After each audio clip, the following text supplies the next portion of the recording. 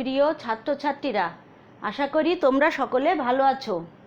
আজ আমরা যে বিষয়টি পড়ব সেটি হলো সপুষ্পক উদ্ভিদের যৌন জনন।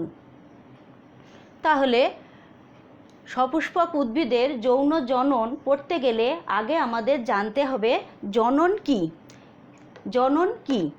তাহলে জনন হচ্ছে যে পদ্ধতিতে জনিত্রী জীব থেকে অপত্য জীবের সৃষ্টি হয় এবং সেই জনিত্রী জীব তার অনুরূপ অনেক অপত্য জীব সৃষ্টি করে, সেই প্রক্রিয়াটাকে বা পদ্ধতিটাকে বলা হয় জনন। তাহলে কি বললাম? যে পদ্ধতিতে জনিত্রী জীব থেকে তার অনুরূপ একই রকম দেখতে অনেক জীবের সৃষ্টি হয়, সেই পদ্ধতিটাকে বলা হয় কি? জনন। এই জনন যে আছে, অযৌন জনন হয়, যৌন জনন হয় এবং অঙ্গজ জনন হয়। আমরা যেটা আজকে পড়ছি সেটা হলো যৌন জনন। কার? না, সপুষ্পক উদ্ভিদের যৌন জনন। এই যৌন জনন কাকে বলে? যে পদ্ধতিতে পুংগ্যামেট এবং স্ত্রী গ্যামেটের মিলনে অপত্য জীবের সৃষ্টি হয়। পিতার থেকে পুংগ্যামেট এবং মাতার থেকে স্ত্রী গ্যামেট, এই দুটো গ্যামেটের মিলনের ফলে যে অপত্য জীবের সৃষ্টি হয় তাকে বলা হয় কি? যৌন জনন। তাহলে এই যৌন জনন যখনই আমরা পড়ব, সপুষ্পক উদ্ভিদের জনন অঙ্গ হলো ফুল। তাহলে কি বললাম? সপুষ্পক উদ্ভিদের জনন অঙ্গ হলো ফুল। তাহলে সপুষ্পক উদ্ভিদের জনন অঙ্গ যে ফুল, এখানে দেখো যে ফুলের চারটে অংশ আছে। এই ফুলের চারটে অংশ একটা কিছুটা ফ্ল্যাট এবং মাঝখানে একটুখানি গর্ত মতন একটা অংশ আছে, যাকে বলা হয় পুষ্পাক্ষ বা থ্যালামাস, যার ওপরে ফুলের এই স্তবকগুলো সাজানো থাকে।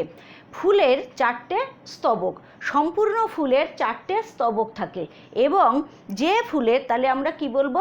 যে ফুলের চারটে স্তবক থাকে তাকে, সেই ফুলকে বলা হয় কি? সম্পূর্ণ ফুল। এবং যে ফুলের মধ্যে চারটি স্তবকের মধ্যে কোনো একটি স্তবক অনুপস্থিত থাকে, সেই ফুলকে আমরা বলি কি? অসম্পূর্ণ ফুল। এখানে দেখো এই যে একটা মোটা স্থূল অংশ আছে, যার ওপরে ফুলের এই স্তবকগুলো সাজানো আছে, এটাকে বলা হচ্ছে কি? পুষ্পাক্ষ বা থ্যালামাস। এর ওপরে দেখো স্তবকগুলো সাজানো আছে। একদম বাইরে আছে কি? বৃতি। এই বৃতির এক একটা অংশকে বলা হয় কি? বৃত্তাংশ। তার ওপরে যে অংশটা, সেটা হচ্ছে কি? দলমণ্ডল। এই দলমণ্ডলের এক একটা অংশকে বলা হয় কি? পাপড়ি বা দল। তার ভিতরে থাকে কি? তার ভিতরে দেখো থাকে কি? এটা হচ্ছে পুংকেশ্বর। তাহলে এই পুংকেশ্বর কিন্তু দেখো, এখানে আমি চারটে দেখিয়েছি, এই চারটে পুংকেশ্বর মিলিয়ে কিন্তু পুংকেশ্বর চক্র। আর ঠিক মাঝখানে দেখো, এটা হচ্ছে ফুলের পুং জনন স্তবক। তারপরে দেখো বা পুং জনন অঙ্গ। আর এই মাঝখানে আমি একটাই এঁকেছি, এটা হচ্ছে গর্ভকেশর। এই গর্ভকেশর কিন্তু অনেকগুলো গর্ভকেশর নিয়ে গর্ভকেশর চক্র তৈরি হয়। তাহলে ফুলের কটা অংশ? বৃতি বা ক্যালিক্স, দলমণ্ডল বা করোলা, পুংকেশ্বর চক্র বা অ্যান্ড্রোসিয়াম, গর্ভকেশর চক্র বা গাইনোসিয়াম। তাহলে এখানে গর্ভকেশর আমি কিন্তু একটা এঁকেছি। এরকম যদি অনেকগুলো থাকে, তাহলে সেই অনেকগুলো গর্ভকেশর মিলিয়ে হয় গর্ভকেশর চক্র। পুংকেশ্বর একটা হলে পুংকেশ্বর, এখানে দেখো চারটে আছে, এই চারটে মিলিয়ে একসাথে হচ্ছে পুংকেশ্বর চক্র। তাহলে আমরা প্রথমে যে স্তবকটা, এখানে দেখো বাইরে থেকে আস্তে আস্তে ভিতরের দিকে সব পরপর সাজানো আছে। কোথায়? এই পুষ্পাক্ষের উপরে।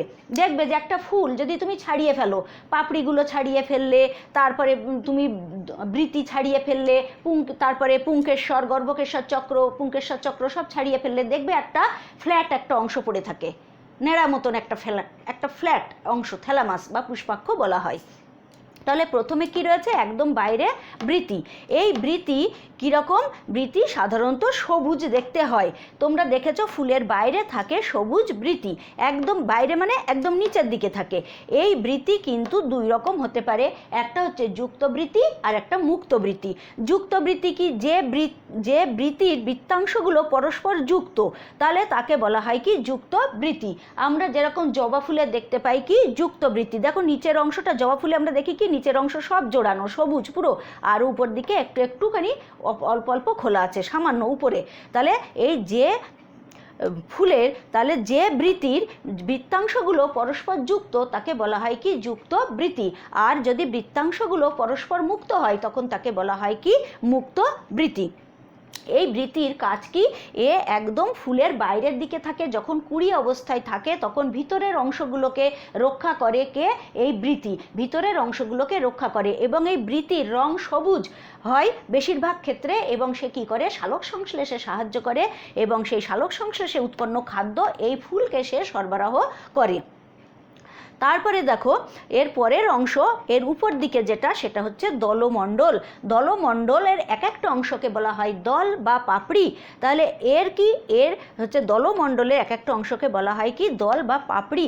এর কাজ কি, এ ভিতরের এই অংশগুলোকে রক্ষা করে, কি কি পুংকেশ্বর চক্র এবং গর্ভকেশ্বর চক্রকে সে রক্ষা করে। তাছাড়া কি, এই দলমণ্ডলের বিভিন্ন রকম কালার বা রং হয়, যার জন্য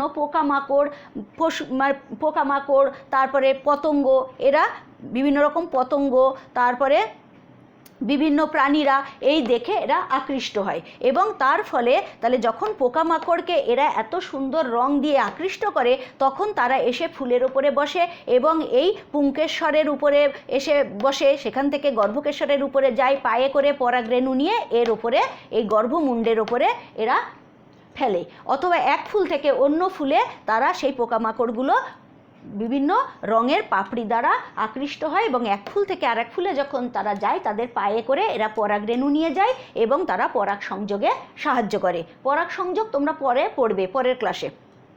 এবার দেখো তাহলে এই পাপড়ির কাজ কি, ভিতরের অংশগুলোকে অর্থাৎ পুংকেশ্বর চক্র এবং গর্ভকেশ্বর চক্রকে রক্ষা করা, এক নম্বর। দুই নম্বর কি, এদের উজ্জ্বল বর্ণ দ্বারা এরা পতঙ্গদের আকৃষ্ট করে, যার ফলে পরাগ সংযোগে পতঙ্গরা সাহায্য করতে পারে। তারপরে হচ্ছে দেখো এই দলমণ্ডল, এই যে দল বা দলমণ্ডল, এও কিন্তু দুই রকম হতে পারে, যুক্ত দল আর মুক্ত দল। তাহলে যুক্ত দল যেখানে দলমণ্ডল, এই দলমণ্ডলের পাপড়িগুলো জোড়া থাকে তখন তাকে সেই দলমণ্ডলকে বলা হয় যুক্ত দল। আর যদি তারা মুক্ত থাকে, পাপড়িগুলো একটা থেকে আরেকটা যদি সম্পূর্ণ আলাদা থাকে, জোড়া লাগানো না থাকে, তখন তাকে বলা হয় কি মুক্ত দল। এরপরে দেখো পুংকেশ্বর চক্র। এই পুংকেশ্বর চক্র এখানে আমি চারটে এঁকেছি, চারটে মিলিয়ে পুংকেশ্বর চক্র হয়েছে। এর এক একটা সিঙ্গল, এক একটাকে বলা হয় কি পুংকেশ্বর। তাহলে এই একটাকে এখান থেকে আমি একটা নিয়ে করলাম, এখানে হচ্ছে পুংকেশ্বর। এই পুংকেশ্বরের দুটো অংশ থাকে, নিচের যে লম্বা দণ্ডের মতন অংশ তাকে বলা হয় কি পুংদণ্ড বা ফিলামেন্ট, আর এই উপরে মাথায় দেখো এরকম ছোট দুটো লোভ মতন আছে, লোভ বা খণ্ড মতন আছে, তাকে বলা হয় কি পরাগধানী বা অ্যান্থার। আর এই পুরো পুংকেশ্বরটাকে বলা হয় কি স্ট্যামেন। তাহলে অনেকগুলো স্ট্যামেন মিলিত হয়ে বা অনেকগুলো পুংকেশ্বর মিলিত হয়ে পুংকেশ্বর চক্র বা অ্যান্ড্রোসিয়াম তৈরি করে। এই পুংকেশ্বর, সিঙ্গল যে পুংকেশ্বর, তার হচ্ছে দুটো অংশ, একটা হচ্ছে নিচের লম্বা অংশ পুংদণ্ড, আর ওপরের যে দুটো এই যে বাইলোবড বা দুটো লোভ খণ্ডযুক্ত অংশ রয়েছে মাথায়, তাকে বলা হচ্ছে কি পরাগধানী। এই পরাগধানীর মধ্যে পরাগরেণু উৎপন্ন হয়। তোমরা দেখেছো যে ফুলে হাত দিলে সাদা বা হলুদ গুঁড়ো গুঁড়ো হাতে লেগে যায়, ওইগুলো কিন্তু পরাগরেণু। এই পরাগধানীর মধ্যে পরাগরেণু তৈরি হয়। এই পরাগরেণু গর্ভমুণ্ডের উপরে পড়লে পরাগ সংযোগ হয়। এরপরে দেখো গর্ভকেশ্বর চক্র, তার মধ্যে এই যে আমি এই অংশটা এঁকেছি সিঙ্গল যে একটা অংশ, এইটাকে বলা হচ্ছে কি গর্ভকেশর। এখানে একটা গর্ভকেশর আছে, এইরকম যদি অনেকগুলো গর্ভকেশর থাকে তখন তাদের একসঙ্গে বলা হয় গর্ভ গর্ভকেশর চক্র। তাহলে গর্ভকেশর চক্র থেকে একটা গর্ভকেশর আমি এখানে দেখালাম। এই গর্ভকেশরের ইংরাজি নাম হচ্ছে কার্পেল। এই গর্ভকেশরের তিনটে অংশ কি কি? নিচের যে ফোলা অংশটা তাকে বলা হচ্ছে কি গর্ভাশয় বা ডিম্বাশয়, আর উপরে তার উপরে যে লম্বা দণ্ডাকার অংশ তাকে বলা হয় কি গর্ভদণ্ড। তাহলে গর্ভাশয়কে বলা হয় ওভারি, গর্ভদণ্ডকে বলা হয় ইংরাজিতে বলে স্টাইল, আর উপরে দেখো একটুখানি চ্যাপ্টা ফ্ল্যাট মতন অংশ আছে তাকে বলা হয় কি এই মাথায়, সেটাকে বলা হয় গর্ভমুণ্ড বা স্টিগমা। তাহলে এই গর্ভকেশরের ইংরাজি নাম হচ্ছে কার্পেল। এর নিচের অংশটাকে বলা হয় কি গর্ভাশয় বা ওভারি, তারপরে যে লম্বা অংশটা থাকে তার নাম গর্ভদণ্ড বা স্টাইল, আর তার উপরে যেটা থাকে মাথায় ফ্ল্যাট মতন যে অংশটা তাকে বলা হয় গর্ভমুণ্ড বা স্টিগমা। তাহলে এই পরাগধানীর মধ্যে যে পরাগরেণু উৎপন্ন হয় সেই এই ধরো এখানে এই যে এখানে কি এটাকে বলা হচ্ছে পরাগধানী। তাহলে পরাগধানীর মধ্যে যে পরাগরেণু উৎপন্ন হয় সে এসে গর্ভমুণ্ডের উপরে যখন পড়ে তখন পরাগ সংযোগ হয়। তাহলে এই যে আমরা ফুল পড়লাম এটা একটা সম্পূর্ণ উভলিঙ্গ ফুল। তাহলে প্রথমে আমাদের পড়তে হবে কি যে সম্পূর্ণ ফুল কাকে বলে। সম্পূর্ণ ফুল যে ফুলের মধ্যে চারটে স্তবক কি কি বৃতি, দলমণ্ডল, পুংকেশর এবং পুংকেশর চক্র এবং গর্ভকেশর চক্র, এই চারটে স্তবকই যে ফুলে উপস্থিত থাকে সেই ফুলকে বলা হয় কি সম্পূর্ণ ফুল। আর যে ফুলে এই চারটে স্তবকের মধ্যে কোনো একটা অনুপস্থিত থাকে তখন সেই ফুলকে বলা হয় কি অসম্পূর্ণ ফুল। তাহলে যদি উদাহরণ আমরা বলি তাহলে সম্পূর্ণ ফুল কি জবা ফুলে আমরা চারটে স্তবকই দেখতে পাই। আর অসম্পূর্ণ ফুল কি কুমড়ো ফুলে দেখা যায় যে কুমড়ো গাছে দুই রকম ফুল ফোটে, কিছু পুরুষ ফুল এবং কিছু ফোটে স্ত্রী ফুল। তাহলে পুরুষ ফুলে কি সেখানে হচ্ছে গর্ভকেশর চক্র অনুপস্থিত, আর পুরুষ ফুলে গর্ভকেশর চক্র অনুপস্থিত, আর স্ত্রী ফুলে পুংকেশর চক্র অনুপস্থিত। তাহলে কুমড়ো ফুল, লাউ গাছের ফুল এগুলো হচ্ছে সব কি অসম্পূর্ণ ফুল। তারপরে দেখো একলিঙ্গ ফুল এবং উভলিঙ্গ ফুল। যে ফুলের মধ্যে এই পুংকেশর চক্র এবং গর্ভকেশর চক্র এই দুটোর মধ্যে যদি একটা অনুপস্থিত থাকে তখন তাকে বলা হয় কি একলিঙ্গ ফুল। হয় পুংকেশর চক্র থাকবে, গর্ভকেশর চক্র থাকবে না, অথবা গর্ভকেশর চক্র থাকবে, পুংকেশর চক্র থাকবে না, তখন তাকে বলা হয় কি একলিঙ্গ ফুল। যেমন কুমড়ো গাছের ফুল হচ্ছে কি একলিঙ্গ ফুল, আর জবা ফুল কি উভলিঙ্গ ফুল। সেখানে কিন্তু পুংকেশর চক্র এবং গর্ভকেশর চক্র দুটোই আছে। এরপরে সমাঙ্গ ফুল আর অসমাঙ্গ ফুল। যে ফুলের স্তবকগুলি পরস্পর সমান তাকে বলা হয় কি সমাঙ্গ ফুল।